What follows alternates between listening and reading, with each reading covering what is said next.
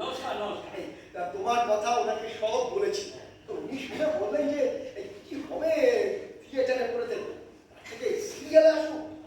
আরে আপনাদের মতো অভিনেত্রী যদি সিরিয়ালে আসে তাহলে সিরিয়ালে হালটাই পাল্টে যাবে।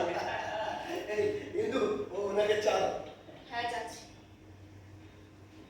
বলছি এই শোনো না, বলছি যে ওনার জন্য কিছু একটা নিয়ে এসো, মানে চায়ের সঙ্গে তো কিছু। হ্যাঁ ঠিক। আরে না না, কি চলতে হবে না, কি চলতে হবে না, চাইবে না। আরে তা কি করে হয়, প্রথম এলেন আমাদের বাড়িতে, এই সঙ্গে তুমি যাও একটা বসুন, আমি যাবো আর আসবো। হ্যাঁ হ্যাঁ যাবো। তাহলে ইন্দুদেবী আপনি আমার সিরিয়ালে অভিনয় করছেন। আপনি চলুন, আপনি চলুন, আপনি বাইরে চলুন, এখানে আমি ভেতরে, আপনি চলুন। বাড়িতে বসে খুশি মুখ খুঁজে পাও। নদী, তুমি আজকে খুব বাঁকা হয়ে যাচ্ছ, যেখানে যেখানে যা খুশি বলে দিচ্ছ। এমন ভাব করছো যেন মস্ত বড় হয়ে গেছো, এখনো তো কলেজের গণ্ডিটাই পার করো।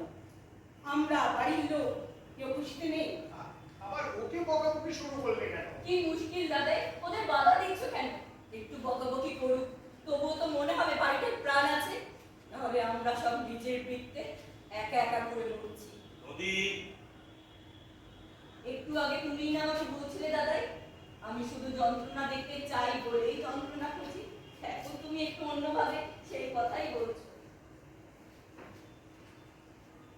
নদী এসব কি অদ্ভুত কথা বলছে, আমি তো বিন্দু বিষয় বুঝতে পারছি না।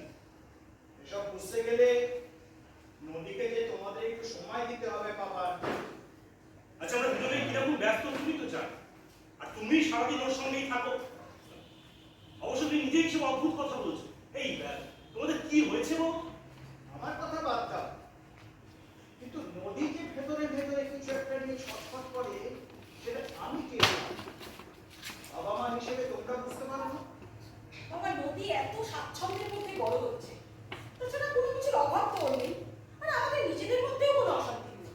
তাহলে কিসের ছটফটানি? স্বাচ্ছন্দ্যের মধ্যে বড় হওয়াটাই সব এলা।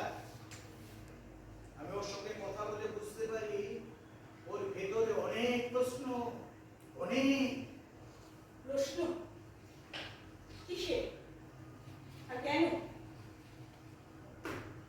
বাবা, ওকে না ওর মতো করে বড় হতে দাও। তোমার জীবনের ব্যর্থতা, অপূর্ণতার দায় ওর ঘাড়ে চাপাতে যেও না, হিতে বিপরীত হবে। বাবা, তুমি কিসের ইঙ্গিত দিচ্ছ? এই তুমি বাবাকে এসব কি বলছো? আমি কি বলছি আর কেন বলছি সেটা বাবা খুব ভালোই বুঝতে পারছে। বুঝতে পেরেছি। আমার জীবনের অপূর্ব বিয়ে দিতে চেয়েছিলাম, নিজের জন্য অনেক স্বপ্ন তোলা ছিল, কিন্তু কি করবো বলো মাগো, আমি তো বাঁচতেই পারলাম না। আমি তো বাঁচতেই পারলাম না, আমি বাঁচতেই পারলাম না। একটু একটু বসছি। হ্যাঁ, আপনাকে বারণ করেছি বা কখন? বারণ করলে আপনি শুনবেনই বা কেন? ভূতের রেঠো বিছানায় শুতে ঘেন্না করবে না তো? আর জানো, আমি তো একটা ভূত, মানব জীবনের নিকৃষ্টতম অবস্থা।